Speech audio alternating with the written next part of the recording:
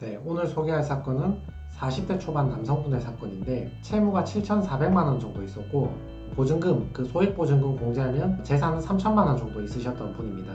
이분이 상담할 당시에는 알바 비슷한 소득만 있었거든요. 스포츠 센터에서 일하시는데 월급 한 80만 원 정도밖에 없으셨던 분입니다. 개인회생할 때 소득은 어떻게 조사하는가? 월급이 있어야지 또는 자영업에서 돈을 벌어야지 개인회생을 할 수 있잖아요. 개인회생은 얼마라도 변제를 하긴 하는 거니까 나머지는 탕감받아도. 그러니까 소득이 있긴 있어야 되는데 법원은 그걸 어떻게 조사하는가? 이게 왜 문제가 되냐면 지금 이직 중이신 분이거나 또는 개인 자영업을 하다가 폐업 중이신 분들 또는 집에서 놀다가 구직 중이신 분들, 현재 무직인데 곧 취업하실 분들, 뭐 일을 하긴 하는데 월급 한 80만 원 정도 받고 가끔 나가서 일한다, 이런 분들이 있거든요.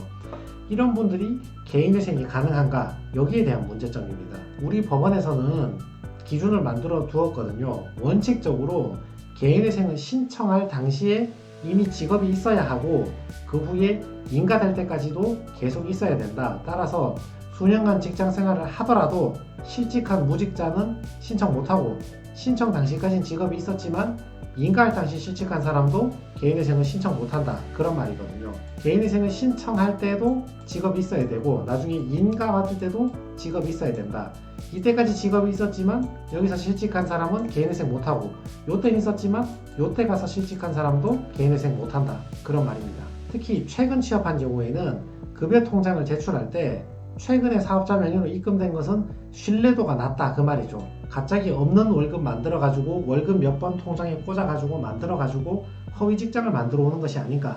그래서 신뢰도가 낮다, 그런 기준을 말하는 것입니다. 그래서 법원은 최근에 직장을 구한 사람일수록 월급 80만 원 받다가 갑자기 150, 200 됐다, 또는 무직으로 있다가 200 됐다, 폐업하고 월급 200 받는다, 이런 사람일수록 더 엄격히 지금의 직장에 대해서 소명하라, 그렇게 명령을 내립니다. 변호사는 이에 대해서 우리가 신청 직전에 취업한 게 맞긴 맞는데 내가 실제로 일한다는 것을 소명하기 위해서 계좌 내역도 제출을 하고 근로관계가 왜 거기서 일하게 됐는지 그런 경위나 사정도 설명을 하고 사업장 사진 같은 것도 찍어내고 이런 것들을 제출해서 실제 직장이라는 것을 설명을 해줘야 되는 거죠. 이걸 종합해보면 지금까지는 직업이 없었다고 하더라도 취업해서 바로 신청하면 되긴 됩니다. 단 소명을 잘해야겠죠.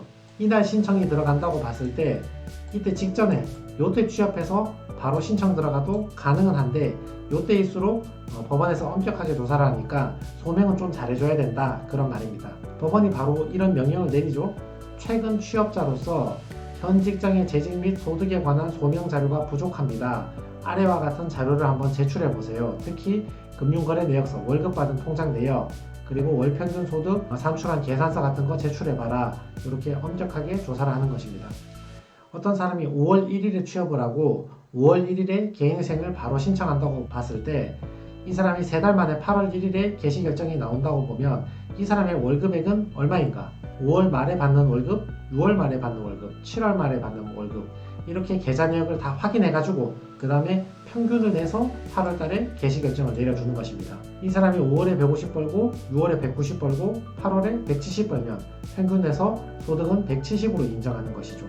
그래서 이 채무자도 상담 왔을 당시에는 월급이 80만 원 밖에 없었는데 신청 들어가기 전에 200만 원 만들어서 이렇게 신청해서 인가를 받았던 사람입니다. 그래서 방금 구한 직장으로도 바로 신청은 가능하다. 대신 신청한 뒤에 한 달, 두 달, 세 달 법원은 월급이 들어오나 안 들어오나 확인을 한다, 그런 말입니다. 자, 개인회생을 신청하면 법원에서는 여러분의 계좌 내역에 대해서 꼼꼼하게 조사를 하거든요.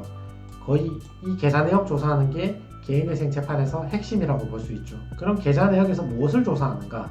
최근 채무 사용처를 거의 필수적으로 조사합니다. 이건 매번 적발하는 것이고 매번 잡아내는 것입니다. 여러분이 거래 내역을 확인하면 이렇게 돼 있잖아요.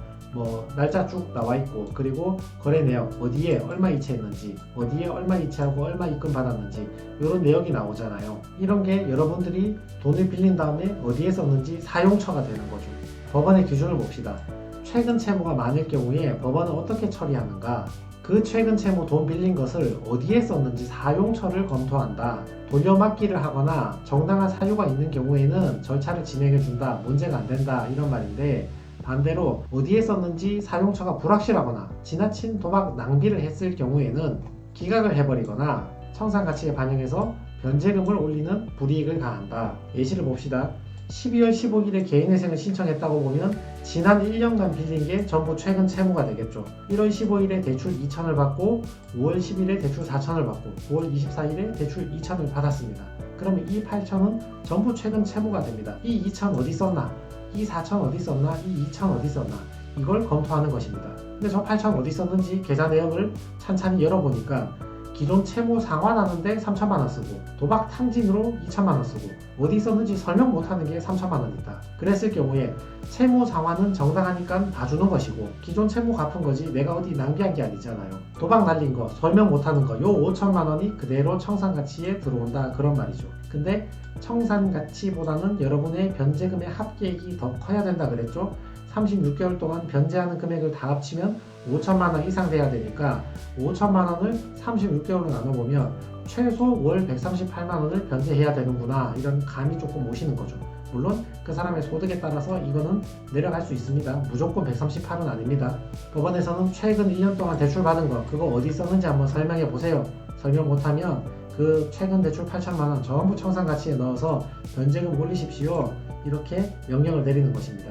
법원은 설명하는 거죠. 8천만 원 최근 대출 맞긴 한데 그거 기존 채무 변제하는데 다 썼고 그 이체 나간 건 다 생활비지 설명 못하는 사용처 불확실한 게 아니고 전부 생활비고 사업자금입니다. 그러니까 6천만 원 다 빼주시고 2천만 원만 우리 요돈만 청산가치에 반영하도록 하겠습니다. 선처를 부탁드립니다. 이렇게 설명을 하는 것입니다. 법원에서 내린 보정 권고를 보십시오. 채권번호 3689번은 전부 최근에 발생한 채무네요. 이거 어디 썼는지 사용처 한번 설명해 보세요. 그리고 사용처는 일자별로 표를 만들어서 어디 썼는지 다 설명해 보세요. 그리고 그 중에서 도박, 사용처 불분명한 건 전부 청산가치에 반영하세요. 이런 식으로 보정 권고를 내리는 것입니다. 그러면 변호사는 여기에 대해서 주절주절 설명을 하는 거죠. 사업에 썼고 생활비에 썼고 어디에 다 필요해서 다 쓴 돈이니까 청산가치에 넣지 맙시다 이렇게 설명을 하는 겁니다. 그래서 이분은 그 보증금, 소액보증금 공제하고 남는 거 3천만 원 요것만 청산가치에 들어왔고 최근 대출 받은 거는 전부 청산가치에서 다 제외가 됐습니다. 그 사람 보증금에서 소액보증금을 제외하고 남는 3천만 원 요거 이상은 변제금을 내야 되니까 이 사람 월급 200인데 원래 117만 원 빼야 되는데 109만 원만 뺐죠. 90만 원 맞춰서 36개월 변제하면 3천 이상 변제가 되는 것이니까 36개월 동안 3,200 변제하는 걸로 최종 인가를 받았습니다. 저 사람이 최근 1년 동안 쓴 거에 대해서 사용처, 정당한 사용처를 설명 못했다면 이 3천이 아니라 7,200이 될 수도 있는 거죠. 그러면 월 200씩 변제하라고 명령이 나오는 것이니까 월급 200 가지고 200 변제 못하니까 그때는 회생이 안 되는 거죠. 근데 그거 다 빼버리고 일부 보증금 중에 일부 금액만 청산가치에 집어넣어서 통과를 하게 됐던 거죠. 자, 그래서 개인회생을 하면 무조건 조사하는 거, 무조건 잡아내는 거. 첫 번째가 최근 취업을 했다면 진짜 직장이 맞나? 실제로 월급 받나? 요걸 조금 더 엄격하게 소명시킨다고 했죠. 그리고 최근 대출, 최근 1년 동안 대출받은 거 그거 어디 있었나? 이거는 회생 재판할 때마다 매번 잡아내고 매번 적발되는 부분입니다. 그래서 오늘 영상이 최근 취업하신 분들 아니면 지금 마땅한 일자리가 없는 분들 이제 취업해서 개인회생을 해야 되는 분들 지금 소득이 너무 적어서 다른 알바자리 하나 더 구해야 되는 분들 이런 분들하고 최근 1년 내에 대출받은 게 있는 분들에게 오늘 내용이 도움이 되었으면 좋겠습니다. 네, 이상입니다.